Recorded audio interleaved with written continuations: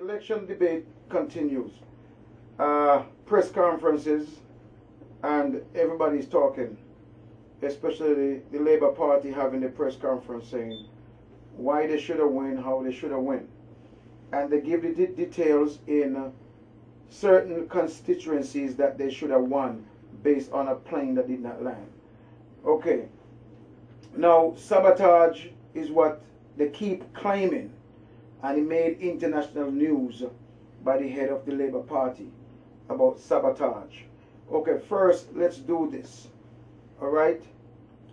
Constituency number 3 had over 900 more voters in 2015 than they had in 2010. That's questionable. We're just going to just talk about one constituency. Okay.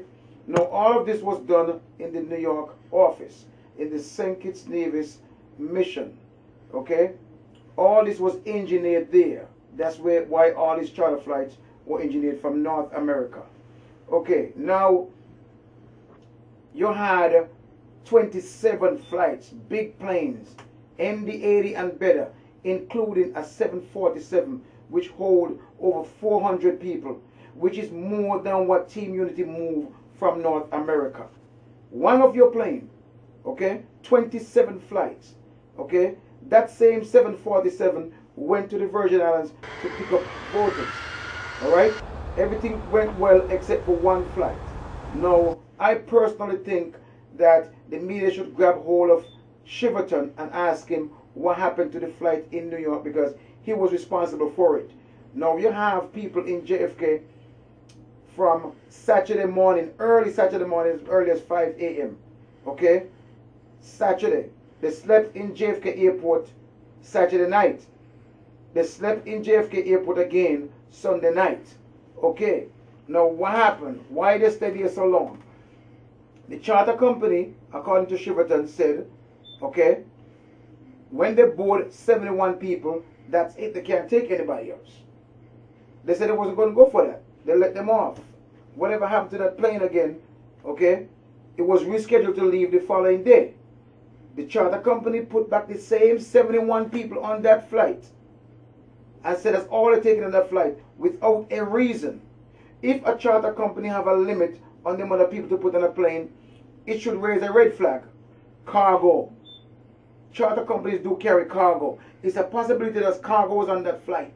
Why that flight did not go? That plane hold, I think, was about 170 people, that particular plane hold. But they only put in 71 on it. All right?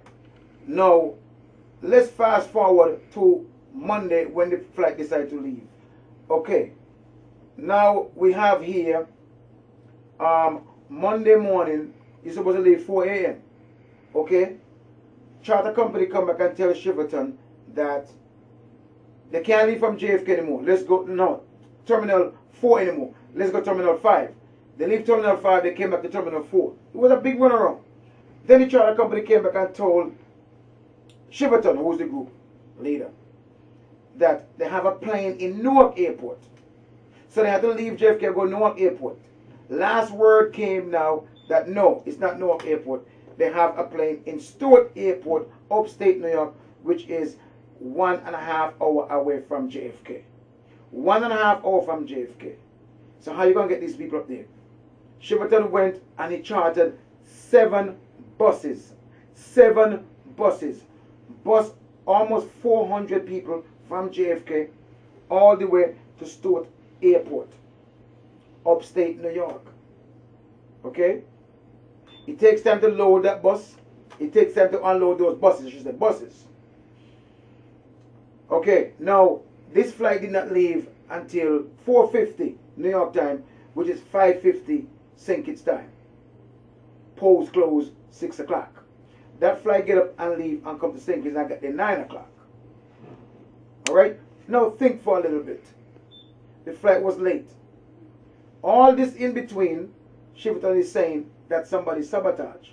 Because the lady in charge of this charter company was giving him word as if it was coming from somebody else. Okay? No. Whoever was financing that airline was the problem. Finance came late. Alright? So I'm suggesting that you get Shiverton to give an account of what happened instead of blaming sabotage and blaming people. Now, let's go to my cousin. I love her dearly. I love my cousin dearly, Tracy. She posted on Facebook that all these people that had here, most of these people were going to vote for unity. And she is compiling, she and the rest of them down the same is compiling names of who are voting for unity. And they're going to make sure they do not go back on the plane. Now let's fast forward to when time to leave. That 747 left St. Kitts. Remember I told you over 400 or some people. Left St. Kitts half full, half empty, if you want to call it. Half full, half empty, if you want to call it. Now they left a whole bunch of people in that airport. Those are the people that they claim supposedly vote for unity. No, I'm looking for a big word to use. What did it do to those people? A big word. I'm looking for a big word. Let's use the word victimization. So here it is now. You victimize those people, left them in St. Kitts, left them to find their way on their way back to New York. Now, sounds familiar? No. Everything I say, don't believe me. Google it. Google the electoral office numbers from 2010 and 2015. Do all the Google. Now let's get to these charters. Labour had 27 charters coming to the country. 27. 27 big planes, MD-80 and better. To rent the MD-80, it costs in the area of 180,000 plus fees, about $200,000. Do the math. Multiply that by 27 charters, you see how much money Labour spent. No, I have one thing to say.